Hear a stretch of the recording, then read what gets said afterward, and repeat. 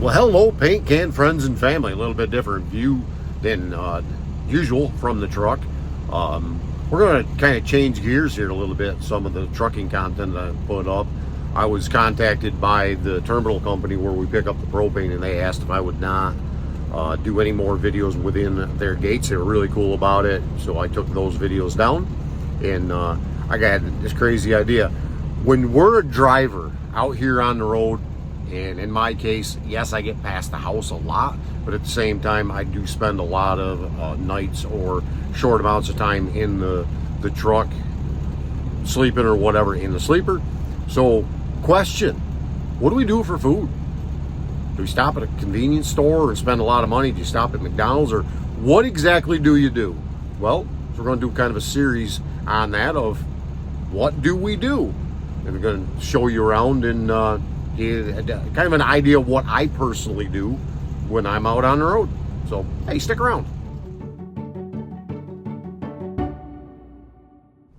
Just a quick tour of some stuff. Here's my Keurig. Yeah, there's a piece missing out of here because the height of my cup, it fits almost perfectly right in there without that, and I can make coffee as I want to. Got a little storage area here. There's my Maxwell House decaf, and I've got some Black Rifle behind that in there. My K-cups, I can have my coffee. Gallon jug of water there, and I've also got some under the bed here in the bunk. So right now, we're gonna be digging in down here under the coffee maker. We got a little microwave in there on the shelf. I'm gonna pull that out, get that hooked up, and we're gonna do some cooking. So over here on the other side of the truck is the fridge. I'm gonna dig into the fridge, grab some chicken down here, and we're gonna cook up some chicken breasts. We'll show you how we do it. Grab this jug of water, get that out of the way. So reach in here and grab out this bowl. And this is where we're going to be cooking the chicken. So question, why was that blue paper towel in between the lid and the base, the actual bowl itself? Well, that's quite simple.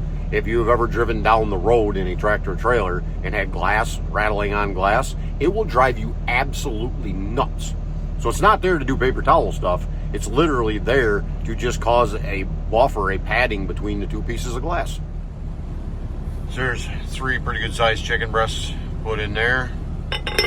Put the lid on it, and we will be putting it down here. I just put the microwave on the floor. I don't have a shelf or anything for it in this truck, and quite honestly, I'm not sure if I want to, because it fits in that cabinet really well. So put it in there and we'll get it going.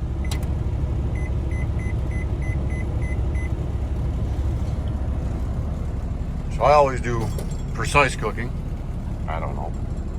I put it in for 10 minutes and then we'll check and see. So the way I cook, I don't know. I put it in for 10 minutes. We'll see how it comes out after 10 minutes. It definitely will not be done. Usually what I do at that point, I'll show you at that point. I cut it up into smaller pieces, put some salt and pepper on it, maybe a little bit of garlic, something on that idea, just a little bit of flavor to it. Put it back in, maybe another 10 minutes, kind of see where we're at. See, here's the thing. People will say you can't cook meat in a microwave. Yes, you can. It's got to be covered. It's got to retain moisture. And if it looks like it's drying out a little bit, put a little water in there or something. Keep the moisture in it. It will not turn to rubber. It'll taste great. It's just it's a low wattage microwave. It cooks slow. If you try to put something real high wattage in there, put the old serious zap nuclear reaction to it, you're going to end up with a problem.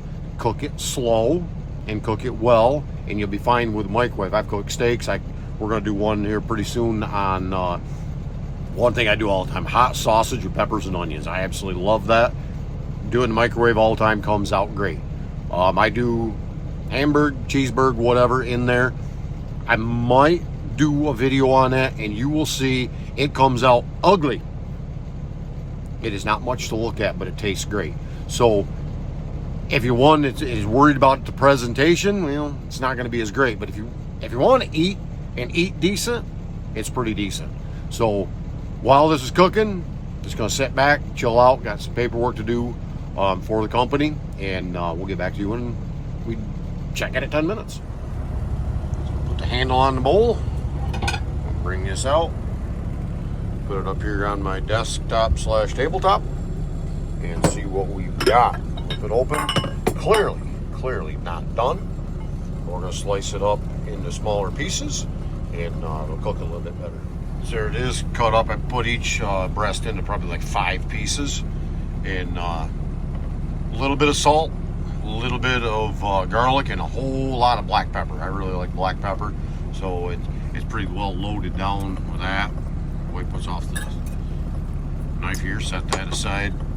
There's a lot of juice still down here in the bottom of the bowl from when we started cooking it, so just kind of move it around, stir it up, trying to do everything kind of one-handed with the phone here as well, because you know me, simple videos. It's not to get too complex with how we're putting them together.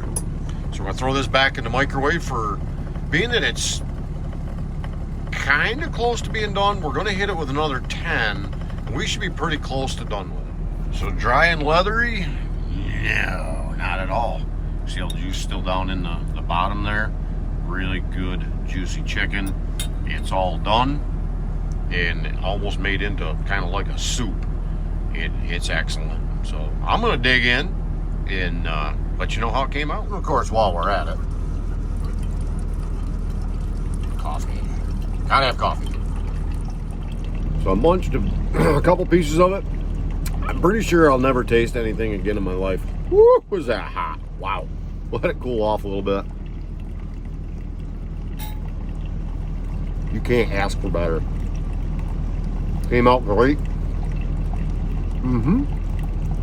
Still hotter than the face of the sun, but came out great. I'm gonna finish this up, but we're gonna end the video right here because you don't need to sit and watch me eat. That's kind of weird, but that's one of the things that I do out here on the road. I cook almost all of my own food. What I try to do in most cases, if I can, is in the fridge, I've got food in which, if it has a list of ingredients, I try not to eat it. I try to eat totally clean when I can. Doesn't always happen, but I try to. Like this.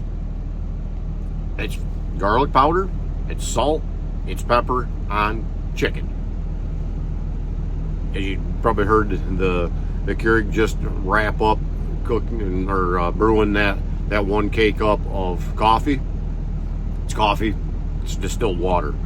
I do have sugar issues. I have caffeine issues, so I do decaf, and I just drink the black coffee. But when you cook your own food, you can control your sugar intake. You can control what you're eating. Takes a little time, yes, but honestly, hypothetically, you whip into McDonald's or something like that. Anymore, the stuff is more cooked to order, so it's going to cost you a pretty good amount of money, and it's going to cost you probably half an hour to eat anyway. I prepped everything. I mean, chicken, you saw me take it out of the fridge. I put it in a bowl. I cooked it for 10 minutes, put some seasonings on it, cooked it for another 10. It's ready to eat. I can probably eat it and be done in another 10. About the same amount of minutes. Fast food, cook it yourself, and get really legitimately what you want.